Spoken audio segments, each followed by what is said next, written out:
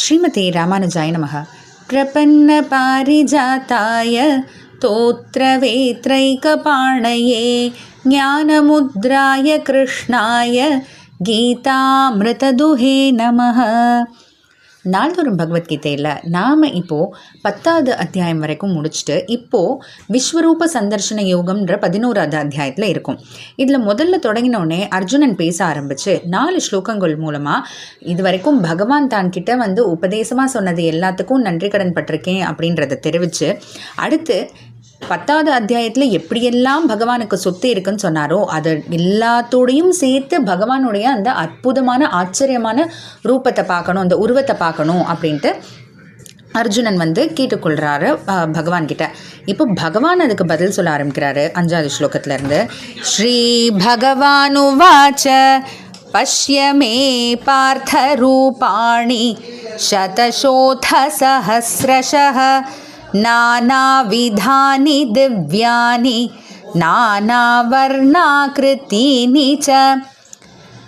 மே ரூபாணி, பகவான் சொல்கிறாரு, மே ரூபாணி என்னுடைய ரூபங்களை எல்லாம் பஷ்ய பார்ப்பாய். எப்படிப்பட்ட ரூபங்கள், எவ்வளோ விதமான ரூபங்கள்னா சதசோத சஹஸ்ரஷः, அதாவது சதசக அத சஹஸ்ரஷः, சதசனா 100 ஆயிரமாக இருக்கக்கூடிய அந்த உருவங்கள் எல்லாத்தையும் நானாவிதானி வெவ்வேறு வகைப்பட்டதாக இருக்கக்கூடிய திவ்யானி திவ்யமான ஆச்சரியமாக இருக்கக்கூடிய நானா வர்ணானி வெவ்வேறு வர்ணங்கள், இன்ன வர்ணம் அப்படின்னு நம்மளால் சொல்லக்கூட முடியாத அளவுக்கு இருக்கக்கூடிய அவ்வளோ வர்ணங்களோட நானா கிருத்தீனி வெவ்வேறு உருவங்களோட கூடிய என்னுடைய பலவான உருவங்களை பார்ப்பாய் அப்படின்ட்டு.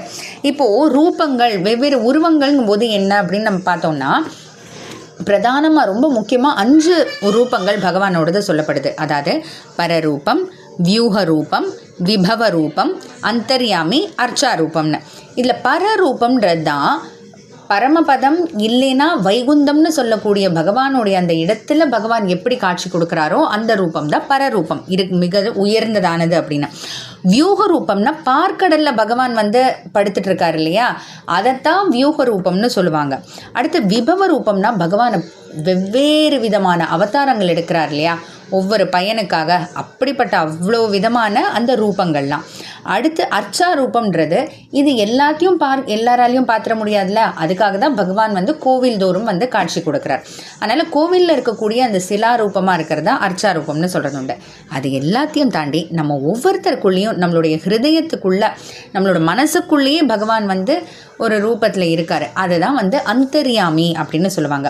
அப்போது இந்த 5 ரூபங்கள்னு நம்ம பார்க்குறோமா, அந்த 5 உருவங்கள், இந்த 5 உருவங்களும் வெறும் 5ன்னு சொல்ல முடியாது. ஏன்னா வியூக ரூபம்னு பார்த்தீங்கன்னா அதுலேயே 4 விதமான இருக்கும். அதில் பார்த்தீங்கன்னா சங்கர்ஷன, அனிருத்த, பிரத்யும்னா அப்படின்லாம். அதே போல் விபவ ரூபம்னு இந்த அவதாரங்கள் எடுத்திங்கன்னா அதுக்கு எல்லையில்லா அவதாரங்கள், அவ்வளோ கணக்கில்லாத அளவுக்கு அவதாரங்கள் வெவ்வேறு ரூபங்கள் எடுக்கிறார். அதனால் பகவான் என்ன சொல்கிறாரு, 100 ஆயிரமாக வெவ்வேறு விதமான வெவ்வேறு வர்ணமாக வெவ்வேறு வகைப்பட்டு இருக்கக்கூடிய என்னோட ரூபங்கள் எல்லாம் பார்ப்பாய்னா என்ன, இன்னும் பார்க்க ஆரம்பிக்கலன்னு அர்த்தம்.